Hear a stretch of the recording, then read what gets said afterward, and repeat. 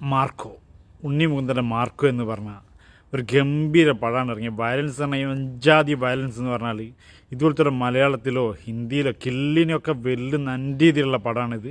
ഇത് മോസ്റ്റ് വാച്ചാണ്, എന്താ പറയുക, അത്രയും ഗംഭീര പടമാണ്. അതുപോലെ തന്നെ വയലൻസ് പറഞ്ഞാൽ കട്ട വയലൻസാണ്. ഇതെന്താ നിർബന്ധമായിട്ട് ഓരോരുത്തർ കണ്ടിരിക്കേണ്ട പടമാണ്.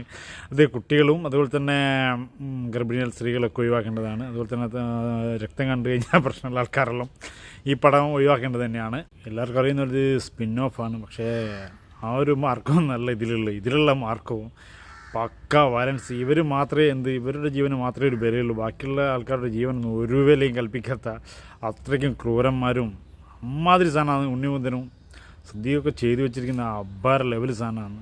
ഫസ്റ്റ് ഹാഫിനെക്കാട്ടും ഒരുപാട് രക്തം പുഴതൻ ഒഴുകുക എന്ന രീതിയിലാണ് മാർക്കോ സെക്കൻഡ് ഹാഫ് കംപ്ലീറ്റ്